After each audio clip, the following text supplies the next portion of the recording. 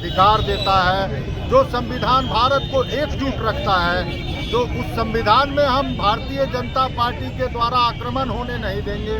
आगे हम लोगों का और तैयारी है कि जो संविधान को भारतीय जनता पार्टी कमज़ोर करना चाहती है, उसे समाप्त करना चाहती है, जो संविधान के रचयिता हैं डॉक्टर भीमराव अम्बेडकर, उन पर वो टिप्पणियां करते हैं उनके वरिष्ठ मंत्री, तो इस तरह के आचरण को हम कतई बर्दाश्त नहीं करेंगे, ये देश बर्दाश्त नहीं करेगा। और हम आने वाले दिनों में लोगों के साथ एकजुटता के साथ संविधान की रक्षा के लिए तत्पर रहेंगे और हमारे जो धरोहर हैं उन पर किसी तरह के टिप्पणी, उनको अपमानित जो करेगा उसको हम सीधा जवाब देंगे।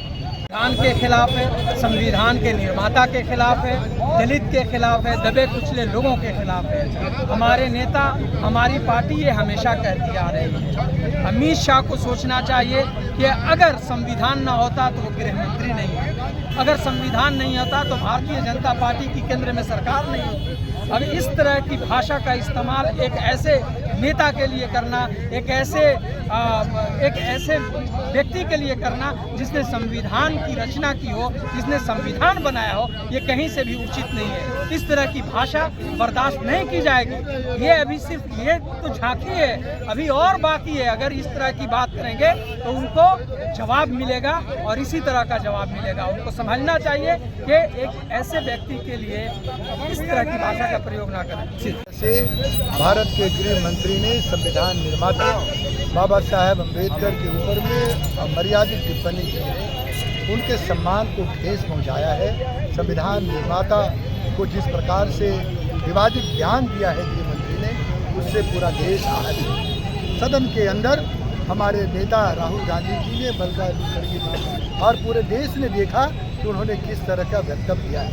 हम माफ़ी मांगने की मांग करते हैं प्रधानमंत्री जी से। प्रधानमंत्री जी अपने गृह मंत्री को कहें कि वो देश की जनता से माफ़ी मांगे। देश का संविधान, बाबा साहब के आदर्श और बाबा साहब के मूल्य जीवंत हैं और उन्हीं के बताए रास्ते पर यह देश आगे चल रहा है, जिस पर पूरी दुनिया राज करती है, पूरी दुनिया मानती है। और इसलिए आज हम लोग अल्बर्ट एक्का चौक पर और पूरे देश में विरोध प्रदर्शन कर रहे हैं। और दुर्भाग्य है कि कल जब हमारे देश में विरोध प्रदर्शन हो रहा था तब उत्तर प्रदेश और आसाम की भारतीय जनता पार्टी सरकार ने बर्बरतापूर्वक लाठी चलाई, हमारे 2 कार्यकर्ता मारे गए। क्या देश में आंदोलन करने का अधिकार समाप्त हो रहा है? क्या हम आंदोलन नहीं कर सकते हैं? और अगर हम आंदोलन करेंगे तो क्या पुलिस हमें बर्बरतापूर्वक लाठी मारेगी? हमें जान से हाथ धोना पड़ेगा।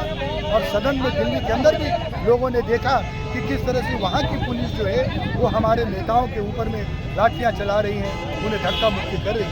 इस पूरे घटना की हम कड़े शब्दों में निंदा करते हैं और झारखंड का कांग्रेस, झारखंड के नेता, झारखंड की जनता गृह मंत्री से इस्तीफे की मांग करती है। अगर इस्तीफा नहीं दिया तो ये आंदोलन और आगे बढ़ेगा, चाहे हमें इसकी कीमत कितनी भी जाने देकर क्यों नहीं चुकानी पड़े, लेकिन हम इस आंदोलन से अब अपने आप को पीछे हटने वाले नहीं। सोच को अमित शाह ने पार्लियामेंट में, राज्यसभा पे बाबा भीमराव अम्बेडकर जो संविधान के रचयिता हैं उनको अपमानित करने का काम किया है।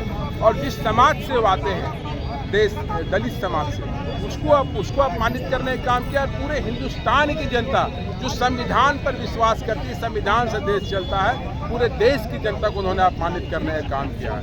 उसी परिप्रेक्ष्य में हमारे नेता राहुल जी खड़गे साहब के आदेशानुसार पूरे देश के अलग अलग प्रांतों पे, अलग अलग जिलों पे इस प्रकार का प्रदर्शन किया जा रहा है और विरोध किया जा रहा है, निंदा किया जा रहा है। ये मांग की जा रही है कि आप तुरंत उस पद से अपना त्यागपत्र दें ताकि देश संवैधानिक ढांचे के रूप में चले, संवैधानिक वे पे चले, संवैधानिक रास्ते पे चले, ना कि एक मनुवादी की सोच जो भारतीय जनता पार्टी के नेताओं की रही है, उस सोच से देश को चलाया जाए।